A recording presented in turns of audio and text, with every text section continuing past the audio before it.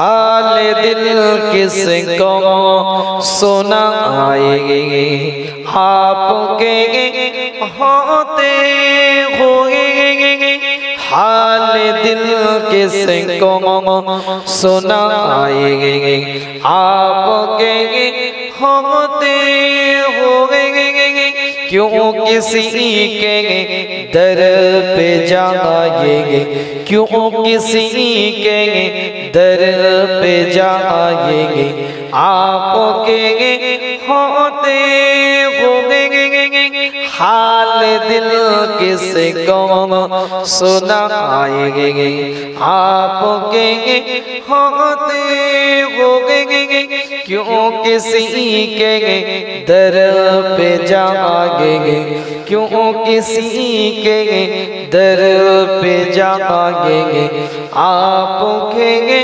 ہوتے ہوئے میں غلام مصطفیٰ ہوں اے میری پہچان ہے میں غلام مصطفیٰ ہوں اے میری پہچان ہے غم مجھے کیوں کر ستائیں گے غم مجھے کیوں کر ستائیں گے آپ کے ہوتے ہوئے حال دل کس کو سنائیں گے آپ کے ہوتے ہوئے کیوں کسی کے در پہ جائیں گے کیوں کسی کے در پہ جائیں گے آپ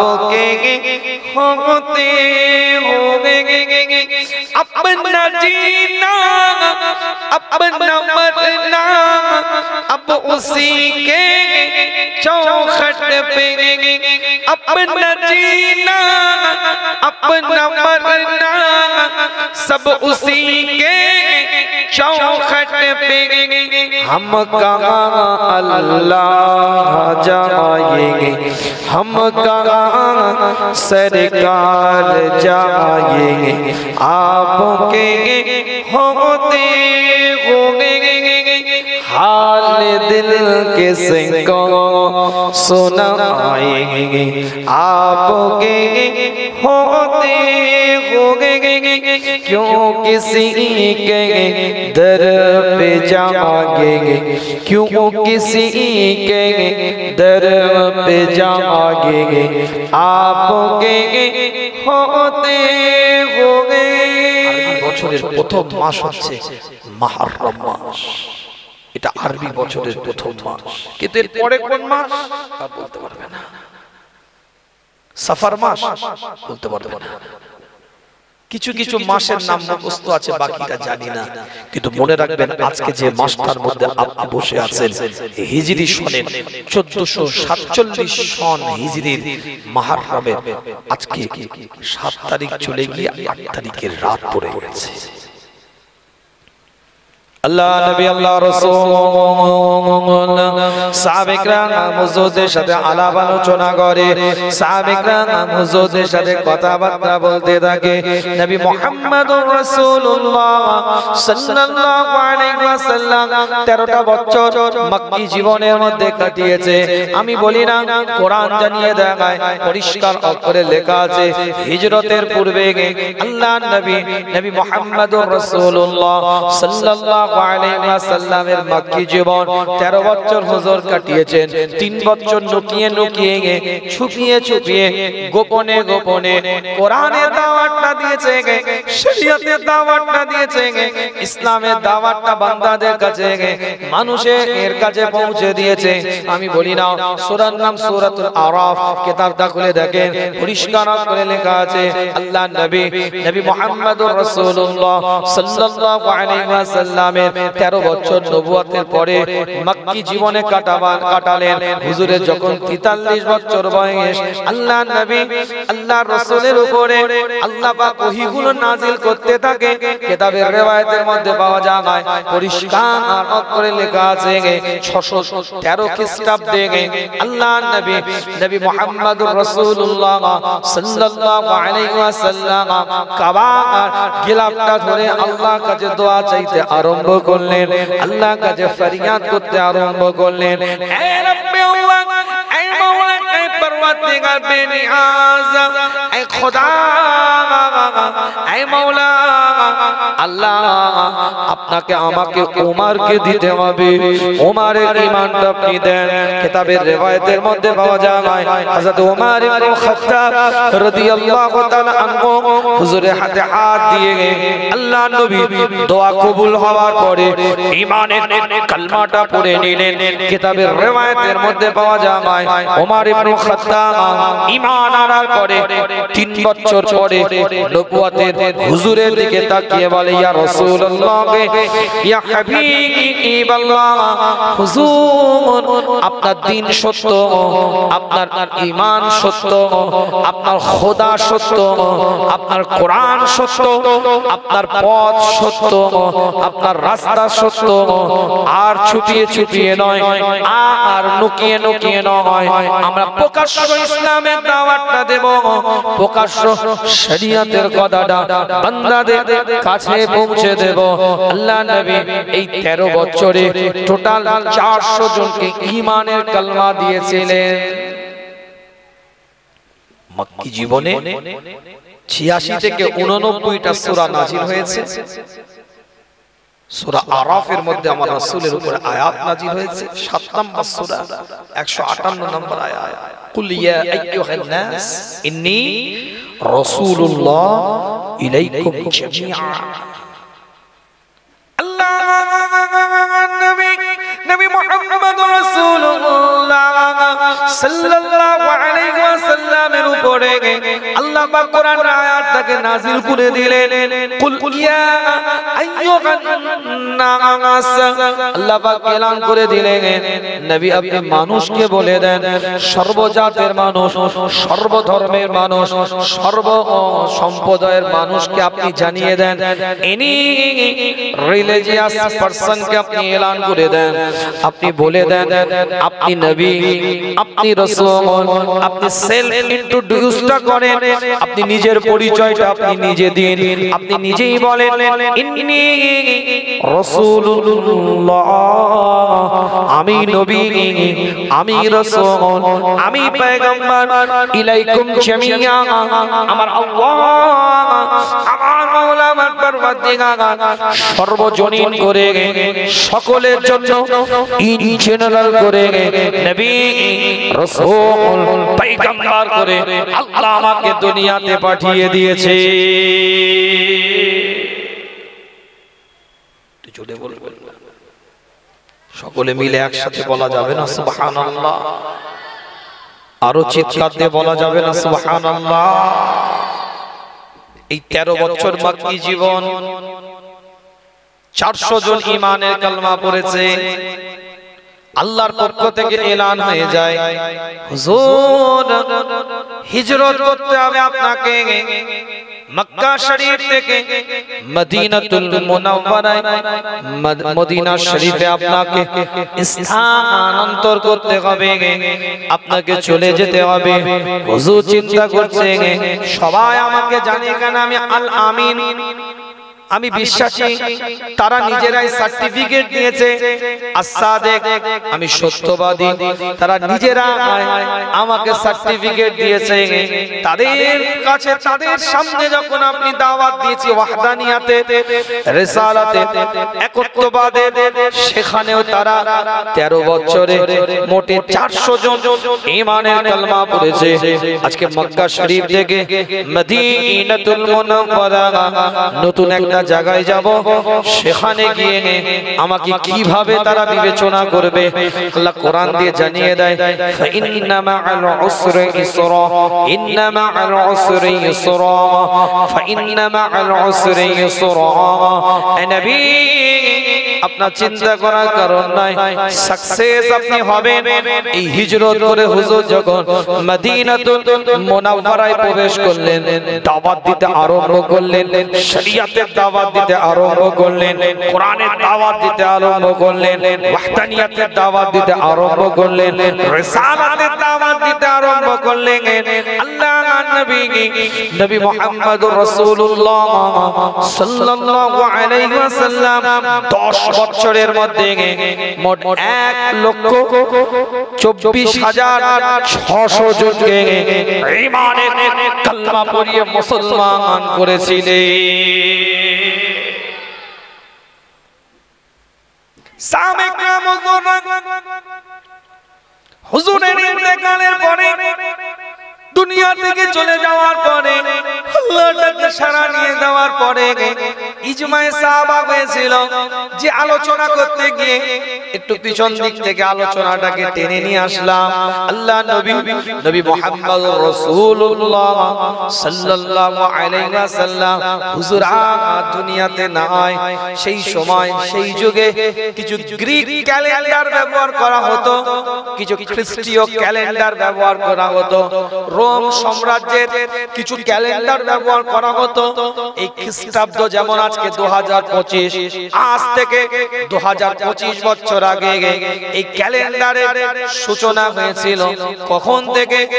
আড়াইটার সময়, 3টের সময় কলকাতায় বিভিন্ন টাউন এলাকায় জোম্যাটো, সুইগি সফটওয়্যার আছে, অর্ডার করবেন ভিন্ন ভিন্ন হোটেল থেকে, যেখানে যে আপনি খাবারটা অর্ডার করবেন আপনার বাড়িতে কলিং বেল টিপে খাবারটা পৌঁছে দিয়ে যাবে রাত 3টের সময়।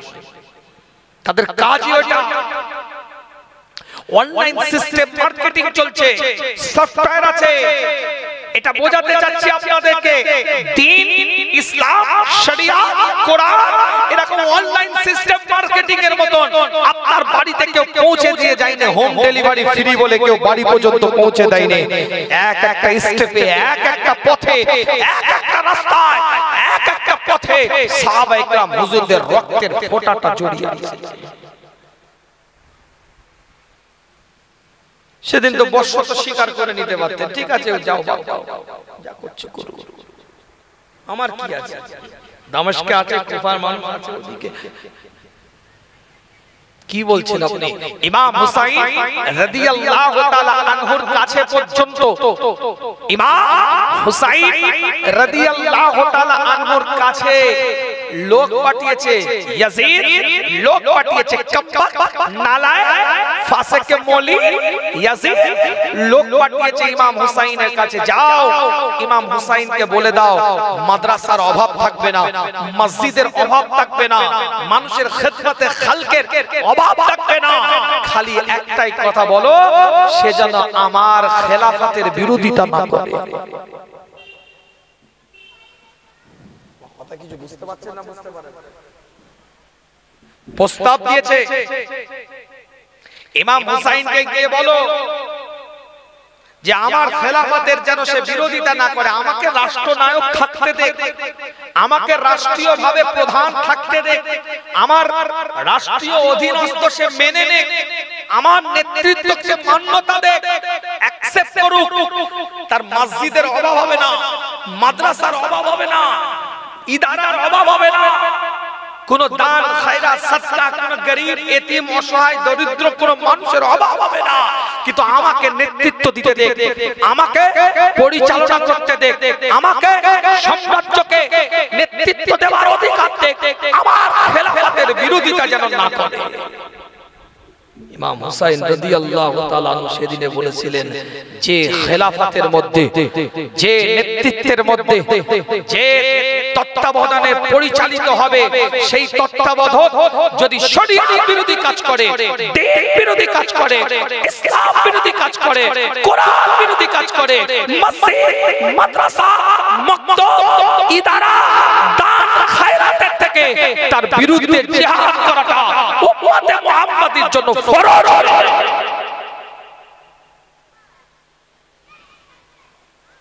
কথাটা কিছু বুঝতে পারছেন না? বুঝতে পারছেন?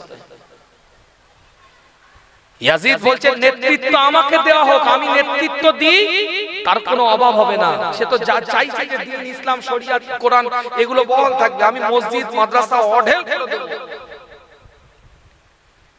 ইসলামিক শাসন ব্যবস্থা যেটা আমি করি, তখন বলছেন না মসজিদ মাদ্রাসা অনেক হতে পারে, কিন্তু মনে রাখবেন খেলাফতে যদি কুফরি এসে যায়, নেতৃত্ব যদি কুফরি মত পোষণ করে, সেই নেতৃত্বের বিরোধিতা করা, সেই ক্ষমতাশীল ব্যক্তির বিরোধিতা করা, এটা ঈমানি দায়িত্ব হয়ে যায়। এটা আমি খেলাফতের শাসন ব্যবস্থার কথা বলছি। সব জায়গায় সবকিছু আবার একসাথে জুড়ে দিবেন না। ভারতীয় প্রেক্ষাপট আলাদা, কথা বুঝতে পারছেন? এটা সংবিধানের নিরিখে দেশ পরিচালিত হয়। এটাই আমরা সংবিধানকে বর্ষত স্বীকার করে আমরা ভারতীয় নাগরিক হিসাবে আমাদের পরিচয় দিই। সেই যুগের বিষয় আলাদা, এই যুগের বিষয় ওখান থেকে জিহাদ টেনে নিয়ে সেখানে জিহাদ টেনে আনবেন না। আল্লাহ পাক কবুল করুন, সকলে বলেন আমিন। হ্যাঁ, অবশ্যই এখানে হকের কথা বলতে হবে, হক জিনিসটা বলতে হবে, না হকের পক্ষে নয়। তা বলে কি না হকের পক্ষে আপনি কথা বলবেন? না না, সে কথা বলছি না। কিন্তু কুফরি মতবাদের বিরুদ্ধে যে জিহাদ, এখানের ক্ষেত্রে ওটা আলাদা বিষয়। কিন্তু এখানে না হক করবে, অবিচার করবে, অমানবিক আচরণ করবে, অসৎ মানুষ তারা তাদের আপনার কি হলো ক্ষমতাকে অপব্যবহার করবে, না না, এটা কোশ্চিনকালে মেনে নেওয়া যাবে না। যে যার অবস্থান থেকে অসহায়ের পাশে দাঁড়িয়ে নিপীড়িত, নিপীড়িত, পদদলিত, লাঞ্ছিত, বঞ্চিত, মজলুম ব্যক্তিদের পক্ষে কথা বলা, এটা ইবাদত। তো যাই হোক, যে কথা বলছিলাম, ইমাম হুসাইন রাদিয়াল্লাহু তাআলা আনহুকে কারবালার ময়দানে আটকানো হলো। 72 জন লোক গিয়েছিলেন। কতজন? হুজুরের দরবারে সালামটা দিলেন, আসসালাতু ওয়াসসালামু আলাইকা ইয়া রাসূলুল্লাহ, আসসালাতু ওয়াসসালামু আলাইকা ইয়া হাবিবাল্লাহ, আসসালাতু ওয়াসসালামু আলাইকা ইয়া শাফিউল মুজতাহিদিন। হুজুর আর থাকতে পারলাম না, আপনার দিনকে জিন্দা করার জন্য কুফার দিকে রওনা দিলাম। হুজুর আপনি দোয়া করেন। নানা যান দোয়া করেন। মক্কা শরীফে গেছে, তাওয়াফ করেছে 72 জনকে নিয়ে। বড় বড় মস্ত বড় বড় সাহাবারা তখন হায়াতে আছে, বিজ্ঞ দিকপাল পণ্ডিত সব সাহাবা সব হায়াতে আছে। তারা ইমাম হুসাইনের হাত ধরে বলছে আপনি যাবেন না। ইমাম হুসাইন রাদিয়াল্লাহু তাআলা আনহুর হাতটা ধরে বলছে আপনি যাবেন না। কুফার মানুষদের মনোভাব কিন্তু সব সময় এক নয়। ওরা আপনার আব্বা জানের সাথেও বিক্রি করেছে, আপনার ভাই ইমাম হাসানের সাথেও ওরা মুনাফিকি করেছে, আপনি যাবেন না। বলে কেন? মুসলিম আমাকে চিঠি লিখেছে, কুফার মানুষ আমার হাতে বায়াত হতে চাইছে। ইমাম হুসাইন ইয়াজিদের বশত স্বীকার করতে চাইছে না, আমাকে নেতৃত্ব দেওয়ার জন্য তারা আগিয়ে এসেছে। আজ যদি আমি আগিয়ে না যাই, তাহলে আমি নানা জানের সামনে কি চেহারাটা নিয়ে দাঁড়াবো? যে তার উম্মাহ নাহাক থেকে ফিরে হকের রাস্তার পথ দেখতে চেয়েছিল, আমি ইমাম হুসাইন আমার নেতৃত্বে, কিন্তু আমি আগিয়ে যাইনি। সমস্ত সাহাবারা অনুরোধ করলেন। দেখেন কুফার মানুষ, কুফার মাটি খুব কঠিন, ওরা বড় ঘুরিয়ে ফেলে। একরকম এখন বলছে, আর এক রকম আরেকবার বলবে, আপনি যাবেন না। সাহাবারা বলতেও অনেক রকম ভাবে রিকোয়েস্ট, অনুরোধ করতেও ইমাম হুসাইন রাদিয়াল্লাহু তাআলা আনহু বললেন না, যেতে তো হবে, কেন এটা আমার পিতার দেওয়া আমানত। হযরতে মুয়াবিয়া রাদিয়াল্লাহু তাআলা আনহুর সাথে হযরতে ইমাম হাসানের কথা হয়েছিল। হযরতে হাসান 6 মাস খেলাফতের শাসন ব্যবস্থা পরিচালনা করেছিলেন হযরতে আলীর পরে, কিন্তু মুয়াবিয়া তিনি নিজেই বললেন ঠিক আছে আপনি সাম্রাজ্য পরিচালনা করেন, আপনি দেখেন আমি ইমাম হুসাইন যখন আপনার পরে ইমাম হুসাইনকে খেলাফত দিবেন, আপনি খলিফা করবেন। ইমাম হাসানের সাথে কিন্তু মুয়াবিয়া রাদিয়াল্লাহু তাআলা আনহুর এটা একটা চুক্তি হয়েছে। এবার জনশ্রুতি বিভিন্ন কথা ভেসে ওঠে, হযরতে মুয়াবিয়া রাদিয়াল্লাহু তাআলা আনহু পরবর্তীতে ইয়াজিদ নিজে হয়তো ক্ষমতা পেশার দিয়ে নিজে চেয়ারে বসে পড়েছেন, এরকম একটা মত পোষণ হয়।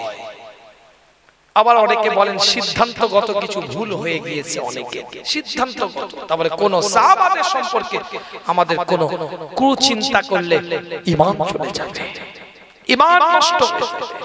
প্রত্যেকটা সাহাবার একটা তারকা পায়, আমরা এক জায়গায় প্রত্যেকটা সাহাবাদেরকে সমান চোখে দেখব, যাকেই ধরবেন আল্লাহ হেদায়েত নসিব করে দিবেন। জোরে বলুন সুবহানাল্লাহ। ইমাম হুসাইন রাদিয়াল্লাহু তাআলা টুকটুক করে আগিয়ে যাচ্ছেন, ৭২ জন, ৪০ জন পুরুষ আর ৩২ জন মহিলা এবং শিশু সন্তান।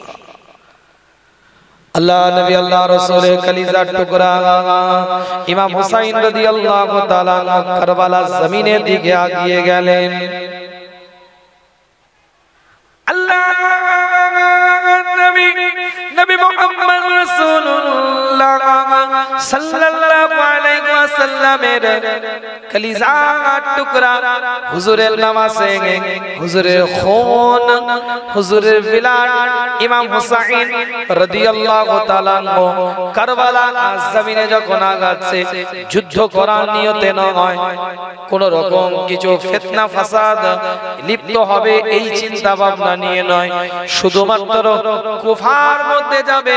কুফার মানুষ যদি তার বায়াত নেয় তিনি বায়াত করবে, আর যদি বায়াত না নেন তাহলে তিনি আবার মদিনাতুল মুনাওয়ারার মধ্যে ফিরে চলে আসবে। রাস্তার মধ্যে আপনার ওই কুফার বুকে কারবালা নামক জায়গায় ইমাম হুসাইন রাদিয়াল্লাহু তাআলা আনহুকে আটকে দেওয়া হয়, বাধা দিয়ে দেওয়া হয়।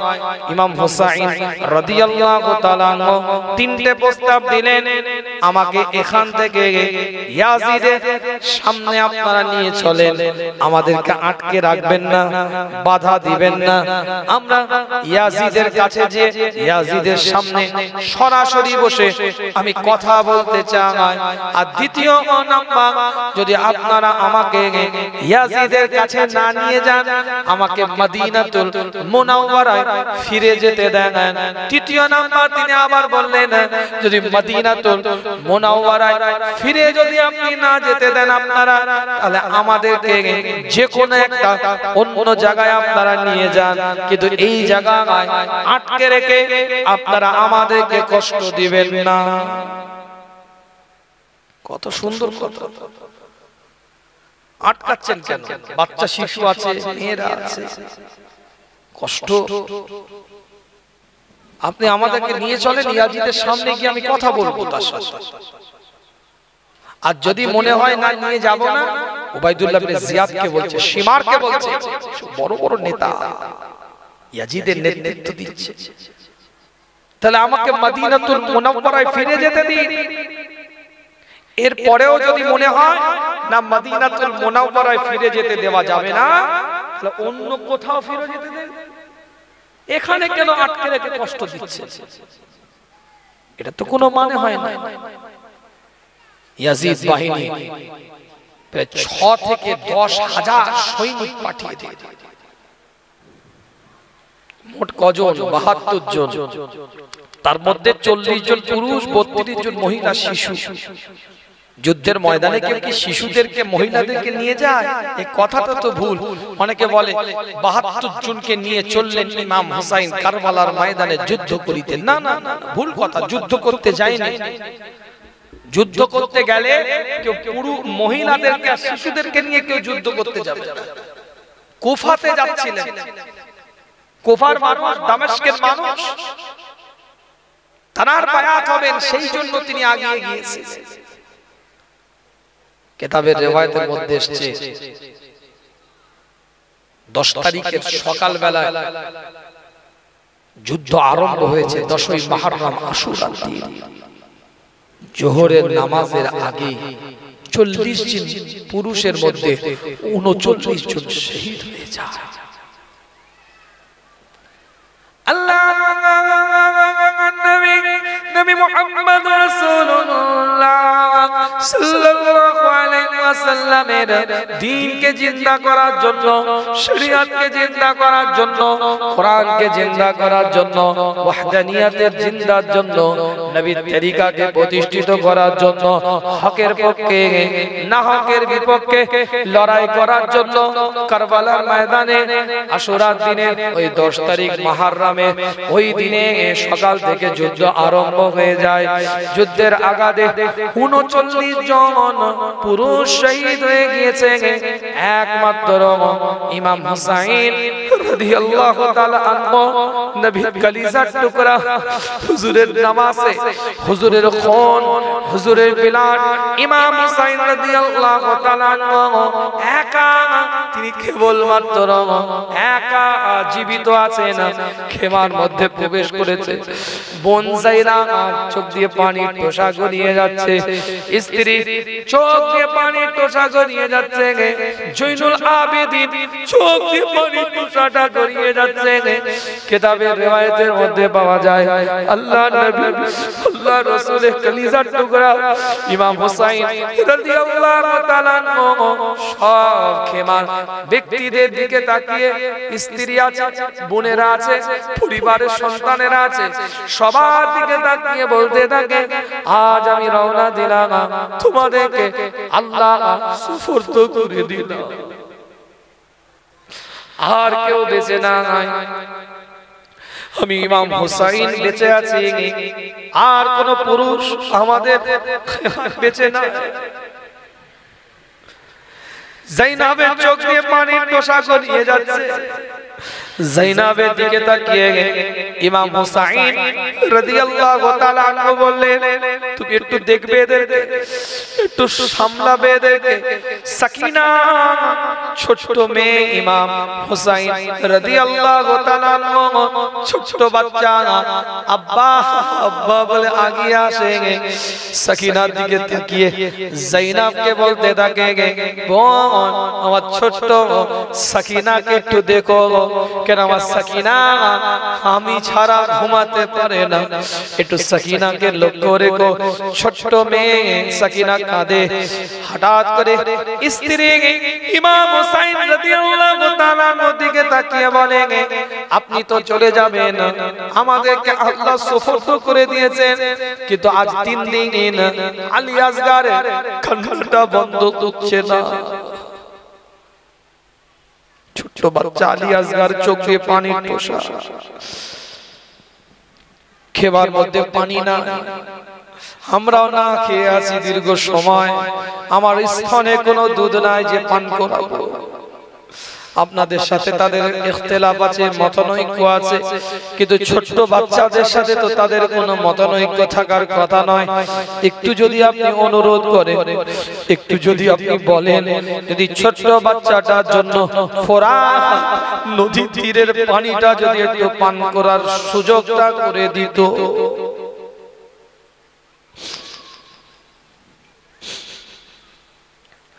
ইমাম হুসাইন রাদিয়াল্লাহু তাআলা আনহু ছোট বাচ্চা আলী আসগারকে বুকের মধ্যে জড়িয়ে নেন।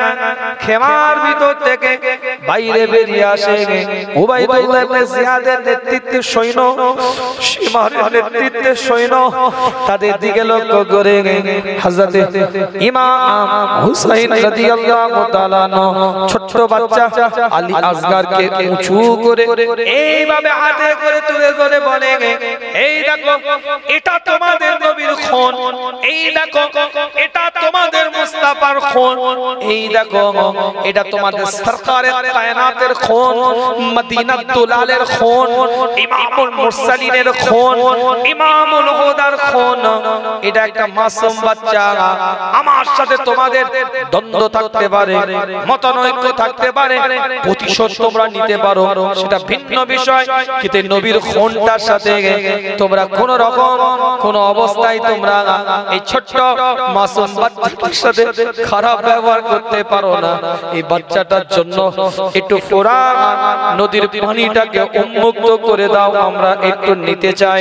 কিতাবের রিওয়ায়াতের মধ্যে পাওয়া যায় আলী আসগার কাঁদছিল। আলী আসগারের হঠাৎ কান্না বন্ধ হয়ে যায়। একটা বিষাক্ত তীর এসে আলী আসগারের বুকের মধ্যে এসে লাগে। ছোট্ট বাচ্চা রক্তাক্ত অবস্থায় ইমাম হুসাইনের কলির গায়ের মধ্যে ইমাম হুসাইনের গোটা গা রক্ত ভেসে যাচ্ছে। ছোট্ট বাচ্চাটাকে স্ত্রীর কোলের মধ্যে তুলে দিয়ে বলে, তোমার সন্তান কোনদিন তোমাকে খাবার জন্য বিরক্ত করবে না। আমার বাচ্চা আলী আসগার তার নানার সাথে জান্নাতের মধ্যে আমার নানা জানের সাথে খানা খাবে।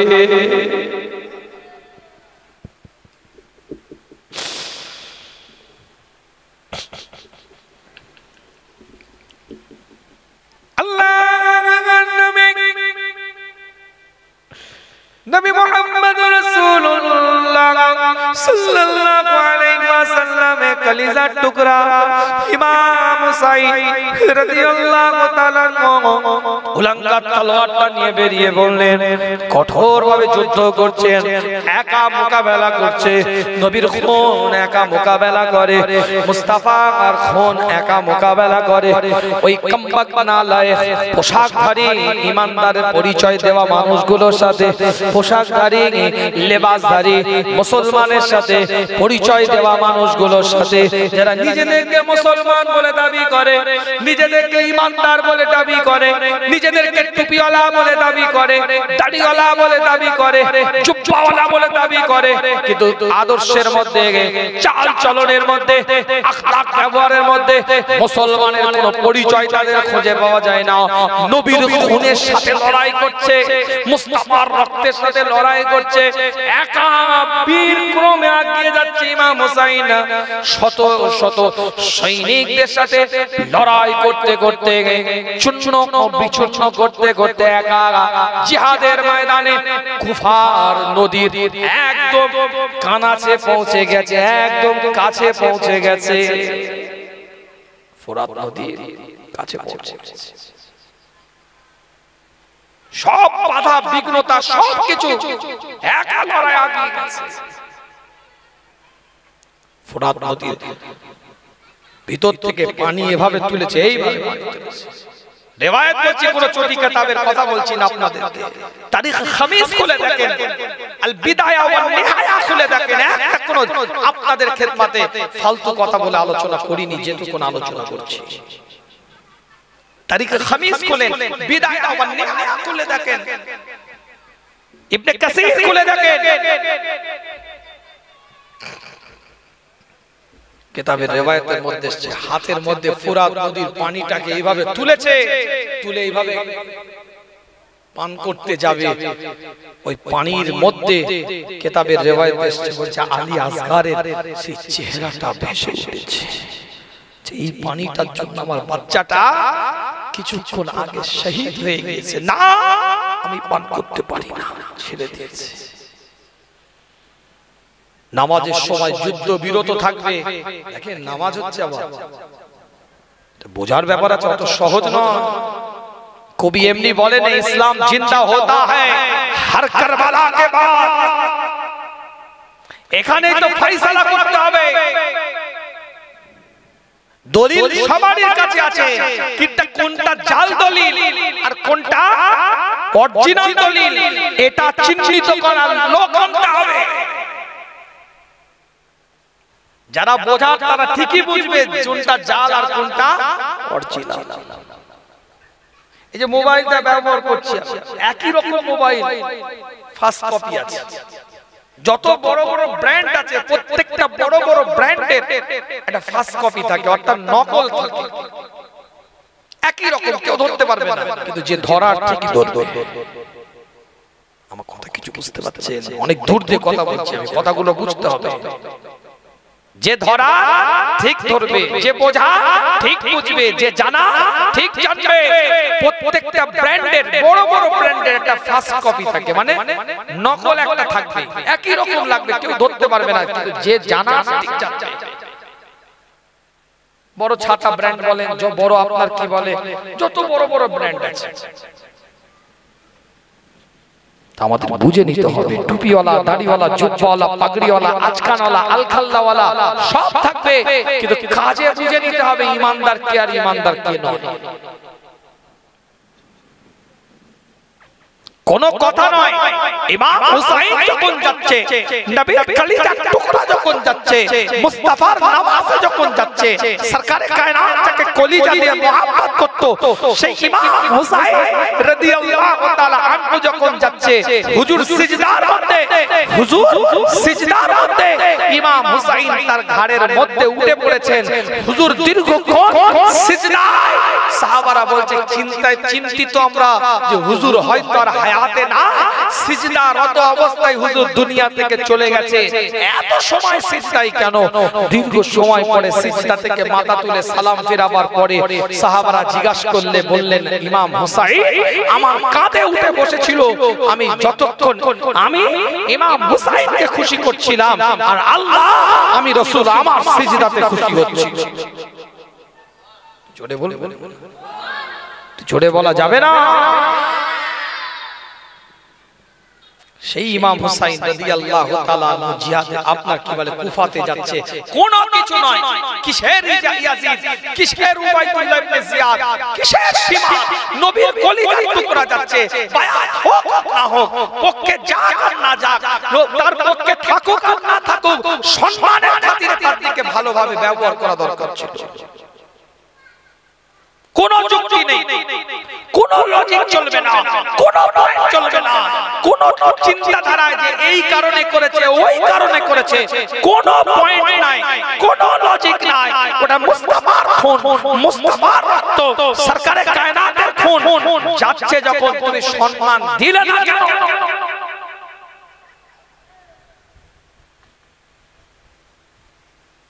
কথা কিছু বুঝতে পারছেন না? বুঝতে পারবেন না। কিতাবের রিওয়ায়াতের মধ্যে পাওয়া যায়, ইমাম হুসাইন রাদিয়াল্লাহু তাআলা আনহু হুজুর যেদিন শহীদ হয়েছেন, ইমাম হুসাইন রাদিয়াল্লাহু তাআলা আনহু যেদিন শহীদ হয়েছিলেন কারবালা জমিনে, যে মুহূর্তে শহীদ হয়েছিলেন, কিতাবগুলো খুলে দেখে নেন, একদম আকারটা দলিল দিয়ে কথা বলছি। বাইতুল মুকাদ্দাস পর্যন্ত, যে বাইতুল মুকাদ্দাস এখন ইহুদিদের দখলে, ইসরাইল, এই বাইতুল মুকাদ্দাস পর্যন্ত যত পাত্র, ঢাকা পাত্রকে উন্মুক্ত করা হয়েছে।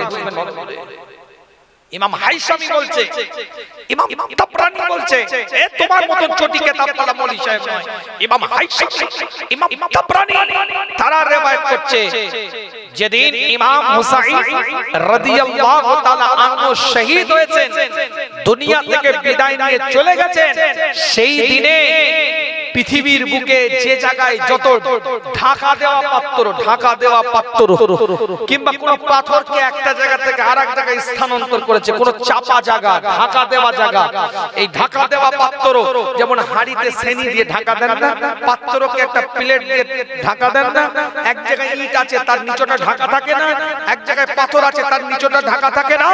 ইমাম হাইসামি বলছে, ইমাম তাবরানী বলছে, যত ঢাকা দেওয়া জায়গা যখনই উন্মুক্ত করা হয়েছে, যখনই সেটাকে খোলা হয়েছে, প্রত্যেকটা ঢাকা দেওয়া জায়গার ভিতর থেকে রক্তের লাল রক্ত খুঁজে পাওয়া গেছে। কে বলছে? छोटी किताब पढ़ने वाला मौलवी साहब नয়, इमाम हाइशामी বলছে, ইমাম তাবরানী বলছে। আরে রাসূলের কলিজার টুকরা উম্মে সালমার দিকে তাকিয়ে বললেন, এ উম্মে সালমা, এই মাটিটা রেখে দাও। কে বলছে? হুজুর বলছে। হাদিস কোন ছোটি কিতাবের গল্প নয়, অনেক বড় ব্যাখ্যা, সময় স্বল্পতা, বাড়াবো না আলোচনা, পড়ে আছে এদিকে আলোচনাটা। এই মাটিটা রেখে দাও, যেদিন দেখবে মাটিটা লাল হয়ে গেছে, সেদিন মনে রাখবে আমার ইমাম হুসাইন আর দুনিয়াতে নাই। এটা জিবরাইল কারবালার ময়দান থেকে এই মাটিটাকে নিয়ে এসে আমাকে দিয়ে গেল। উম্মে সালমা ঘুম থেকে উঠে দেখছে মাটিটা লাল, জিজ্ঞাসা করেছে, খবর নিয়েছে, রাসূলের কলিজার টুকরা ইমাম হুসাইন আর দুনিয়াতে নাই। আল্লাহ নবী মুহাম্মদ রাসূলুল্লাহ সাল্লাল্লাহু আলাইহি ওয়াসাল্লামের নামাজে হুজুরে কলিজার টুকরা, হুজুরে খুন, হুজুরে বিলাল কিতাবের riwayতের মধ্যে পাওয়া যায়, হঠাৎ করে খেমার মধ্যে ঘুম থেকে উঠে বসে আছে, সাকিনা বসে আছে। যায়েনব দেখে বলতে থাকে, কাঁদছো কেন, কি হয়েছে ভাই একটু বলো।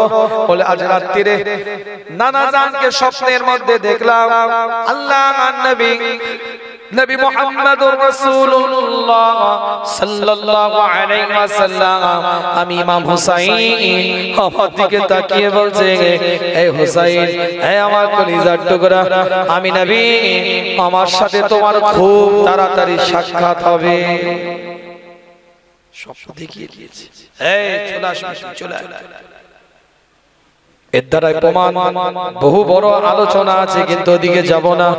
এর দ্বারাই প্রমাণ হচ্ছে ইমাম হুসাইন রাদিয়াল্লাহু তাআলা আনহু সরটাকে কাটিয়ে দিলেন, মস্তক মোবারকটাকে কাটিয়ে দিলেন, কিন্তু বাতিলের কাছে মাথা নত করলেন না, না হকের কাছে বশত স্বীকার করলেন না, না হকের কাছে নিজেকে নুইয়ে দিলেন না, হকের উপরে দাঁড়িয়ে মাথা উঁচু করে মাথা কাটাতে প্রস্তুত হয়ে গেলেন, কিন্তু বাতিলের কাছে মাথা নত করলেন না।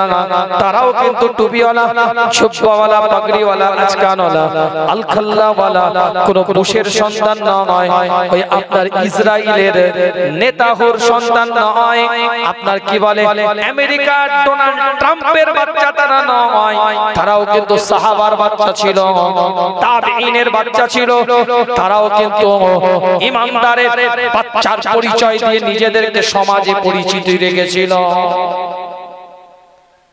ডোনাল্ড ট্রাম্পের ছেলে নাকি ইয়াজিদ,